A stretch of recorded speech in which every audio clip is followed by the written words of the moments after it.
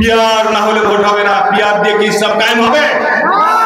আর গণতন্ত্র দিয়ে কি ইসলামকে, আপনাদের দলকে ভোট দিয়ে কি ইসলাম কায়েম হবে? দুনিয়াবী স্বার্থের পিছনে দৌড়াচ্ছেন আপনারা, লোক লালসার পিছনে দৌড়াচ্ছেন।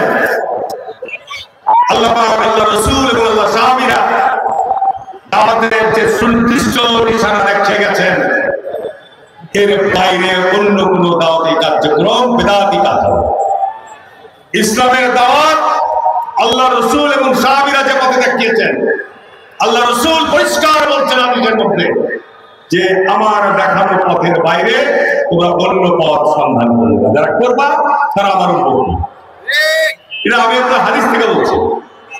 সুতরাং আজকে যখন হিন্দু সম্মেলনে যে গোলাম পারওয়ার জামাত ইসলামের সেক্রেটারি, আরে ভাই এরা আবার নিজের নামের পূর্বে অধ্যাপক, আমাদের সাবেক এমপি লতিফুল ভাই অধ্যাপক, কোথাকার অধ্যাপক?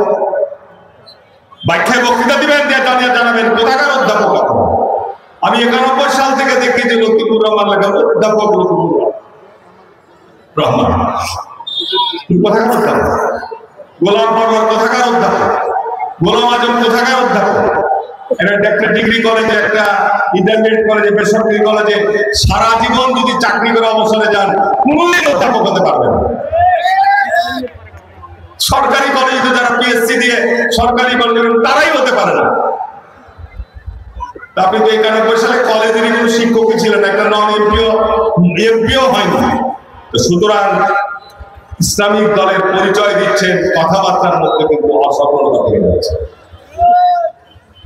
আজকে আমির হামজার কথা বললাম, উনি এক বক্তৃতায় বলছেন যে যদি আপনারা জামাত ইসলামকে একটা ভোট দেন তাহলে 18 কোটি নাকি মানুষের নেকি সব পাবে। কোন দলিল? এর দলিল কি? এর ভিত্তি কি? পাগল ছাগলের বক্তব্য না। এর আগে যদি ভোট দেন তো পার্লামেন্ট পাগল ছাগলে বেড়ে